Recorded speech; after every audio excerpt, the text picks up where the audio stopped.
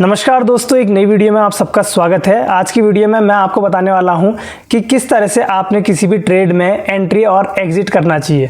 दोस्तों, अगर आप एक अच्छे ढंग से परफेक्ट एंट्री करना सीख जाते हो तो आप एक प्रॉफिटेबल ट्रेडर भी बन जाओगे। वैसे तो मुझे इंस्टाग्राम पे एक भाई का मैसेज काफ़ी लंबे समय से आ रहा था कि एक एंट्री और एग्जिट के ऊपर वीडियो बनाओ कि हमें किस तरह से एंट्री लेनी चाहिए और किस तरह से एग्जिट करना चाहिए ताकि वो भी एक प्रॉफिटेबल ट्रेडर बन सके। तो आज की वीडियो काफ़ी ज़्यादा इंपॉर्टेंट वीडियो है, तो आज की वीडियो को लास्ट तक जरूर देखिएगा। साथ ही साथ एक छोटी सी रिक्वेस्ट है, अगर चैनल को आपने सब्सक्राइब नहीं किया तो सब्सक्राइब कर लीजिए, क्योंकि ऐसी अच्छी वीडियोस आपको हमारे चैनल पे मिलती रहती है। आज की वीडियो में दोस्तों मैं आपको स्क्रीन पे ले जाऊंगा, कंप्यूटर स्क्रीन पे, और वहां पे आपको बताऊंगा कि किस तरह से आपने अपनी एंट्री बनानी चाहिए और किस तरह के मूव आपको देखने को मिलेंगे। इसके अलावा अगर आप चाहते हैं कि मैं लाइव ट्रेड लेकर के भी दिखाऊं तो आप लोगों का जैसा जैसा सपोर्ट रहेगा उसी हिसाब से मैं भी आप लोगों के लिए वीडियो लेकर आता रहूंगा। चलिए फिर दोस्तों आज की इस वीडियो को शुरू करते हैं। आ चुका हूं दोस्तों मैं एक चार्ट में, कोल इंडिया जो स्टॉक है इसका चार्ट मैंने ओपन किया हुआ है। आप इसको दोस्तों अलग अलग टाइम फ्रेम पे भी यूज़ कर सकते हो। इस तरीके से ही मैं अपना ट्रेड लेता हूं, अपने ट्रेड में एंट्री बनाता हूं और ऐसे ही मैं प्रॉफिट कमाता हूं। आप भी प्रॉफिट अर्न कर सकते हो इसी तरीके से जिस तरीके को मैं यूज़ कर रहा हूँ। तो देखिए ये है चार्ट और इसमें अभी मैंने फिलहाल 5 मिनट का टाइम फ्रेम ओपन किया हुआ है। आप चाहो तो इसमें लॉन्ग टाइम फ्रेम भी रख सकते हो। अब आप मैंने देखिए, अगर आपने एक अच्छी एंट्री लेनी है तो आपने सबसे पहले इसके सपोर्ट एंड रेजिस्टेंस को मार्क करना होगा और उसके बाद एक अच्छी बुलिश कैंडल ढूंढनी होगी अगर आप बाई करते हो, और एक अच्छी बियरिश कैंडल ढूंढनी होगी अगर आप शॉर्ट सेल करते हो। तो यहाँ पर देखिए जो ये चार्ट है, चार्ट में मैं सबसे पहले इसके जो मार्क कर लेता हूँ जो भी इसके सपोर्ट और रेजिस्टेंस बन रहे हैं। तो यहाँ पे आपको नजर आएंगे, यहाँ पर इसके सपोर्ट एंड रेजिस्टेंस बन रहे हैं, तो यहाँ पर मैंने इसे मार्क कर दिया है। ये पूरा का पूरा दोस्तों अभी 5 मिनट का टाइम फ्रेम है। तो इसमें आपको नजर आ रहा होगा कि जब ये प्राइस अपने सपोर्ट लेवल पे आया तो देखिए यहाँ पर को आया, ये एक सपोर्ट लेवल है, तो यहाँ पर एक बुलिश कैंडल बनी है, ये एक हैमर कैंडल स्टिक पैटर्न है। जब ये बना तो उसके बाद आपको मूवमेंट देखने को मिलेगा। ये प्राइस सीधा 462 से 465 यानी कि 3 रुपये ऊपर बढ़ गया। 3 पॉइंट यहाँ से इजीली कवर हो गए। ये छोटा टाइम फ्रेम है इसलिए आपको पॉइंट भी कम देखने को मिल रहे हैं, लेकिन अगर आप सेम इसी को बड़े टाइम फ्रेम पे रखोगे तो आपको पॉइंट भी काफ़ी अच्छे देखने को मिलेंगे। अगर आप स्विंग करते हो तो बड़े टाइम फ्रेम को यूज़ करना। देखिए अब यहाँ पर और चीज़ मैं आपको बताता हूँ। देखिए ये अपने रेजिस्टेंस से बना, तो यहाँ पर कोई एक शूटिंग स्टार फॉर्म हुआ है। देखिए एक बार एक कैंडल ऊपर जाने की कोशिश करी, लेकिन एट द एंड क्लोज, हालांकि ये बुलिश क्लोज हुई है, मतलब रेड में क्लोज नहीं हुई, ग्रीन में क्लोज हुई, लेकिन उसके बाद की जो कैंडल बनी है वो एक ड्रैगन फ्लाई डोजी, ग्रेविस्टोन डोजी, और यहाँ पर देखिए डोजी कैंडल्स बनी है, जिसके बाद यहाँ पर एक डोजी कैंडल बनने के बाद फिर प्राइस डाउन आया है। यहाँ पर को भी एक इसका सपोर्ट बनना था। ये सपोर्ट आपने पहले नोट करने होंगे कि कहाँ कहाँ पर से प्राइस अपना सपोर्ट ले सकता है।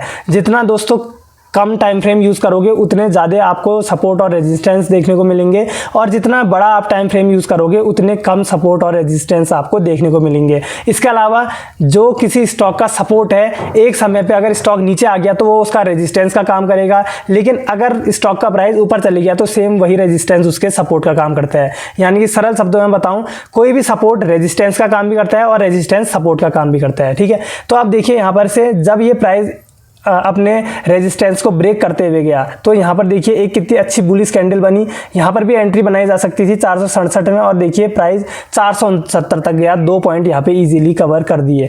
ये जो तरीका मैं आपको बता रहा हूँ दोस्तों काफ़ी हद तक काम करता है, लेकिन मार्केट जब साइडवेज रहती है तो साइडवेज के समय पे ये तरीका आपका काम नहीं करेगा। यानी कि अगर मार्केट एक रेंज में है और साइडवेज में आप अपनी एंट्री बनाने के साथ साथ कम पॉइंट में अगर एग्जिट कर लेते हो, यानी कि स्कैल्पिंग करते हो, तो ये तरीका आपका 100% वर्क करेगा। तो देखिए यहाँ पर फिर से आपको एक नज़र आ रहा होगा, यहाँ पर ये अपने जब रेजिस्टेंस पे पहुँचा था, ये भी एक इसका सपोर्ट का काम कर रहा था यहाँ पे। अब ये अपने सपोर्ट पे पहुँचा, पहले तो इसने एक बियरिश कैंडल बनी, लेकिन उसके बाद अपने सपोर्ट से ये जो कैंडल फॉर्म हुई, यहाँ पे आपको नज़र आ रहा होगा, ये इतनी बड़ी एक बुलिश कैंडल बनी है, जिसके बाद प्राइस में देखिए फिर से इतना बड़ा मूव देखने को मिला। ये 472 से 474 यानी कि 2 पॉइंट यहाँ पर भी इजीली कवर हो गए। अब मैं थोड़ा सा टाइम फ्रेम बढ़ाता हूँ ताकि आपको इजीली समझ आए। मैं टाइम फ्रेम रखता हूँ दोस्तों 1 घंटे का, तो आपको नज़र आ रहा होगा यहाँ पे 1 घंटे के टाइम फ्रेम में जो मैंने 5 मिनट के टाइम फ्रेम में जितने भी सपोर्ट एंड रेजिस्टेंस ड्रॉ किए हुए थे, 1 घंटे के टाइम फ्रेम में वो थोड़ा अलग तरीके से वर्क कर रहे हैं। यहाँ पे देखिए दोस्तों ये सपोर्ट से ऊपर को जब कैंडल बनी तो ये कैंडल के बाद प्राइस कितना ऊपर जाने को देखने को मिला, यानी कि 465 से प्राइस सीधा 471 यानी कि 6 पॉइंट ईजिली कवर कर गया यहाँ पर। तो इस तरह से आपने भी अपनी एंट्री बनानी होती है। अब बारी आती है एग्जिट की। तो सपोर्ट पे तो आपने एंट्री बनानी है एक बुलिश कैंडल को देखते हुए, लेकिन एग्जिट आपने तभी करना होगा जब प्राइस अपने रेजिस्टेंस पे पहुंचेगा। दोस्तों यहाँ पर इसका रेजिस्टेंस, और अभी देखिए रेजिस्टेंस पे भी एक बुलिश कैंडल बनी है, लेकिन मार्केट क्लोज हो चुकी है, जिस कारण से अभी प्राइस में कोई भी हलचल आपको देखने को नहीं मिल रही है। लेकिन जब कोई भी स्टॉक या आपका ट्रेड अपने रेजिस्टेंस पे पहुंचेगा तो वहां पर एक बियरिश कैंडल फॉर्म करेगा, तो तब आपने अपनी एग्जिट करना होगा अपनी पोजीशन को। या फिर आप चाहो तो आप ट्रेलिंग स्टॉप लॉस का भी यूज़ कर सकते हो। ट्रेलिंग स्टॉप लॉस किस तरह से यूज़ करते हैं, अगर आप ये सीखना चाहते हो तो आप बताइए कमेंट में, मैं आप लोगों के हिसाब से ही वीडियो लेकर आऊँगा, तो जैसे कि आपको समझ में आए ईजिली।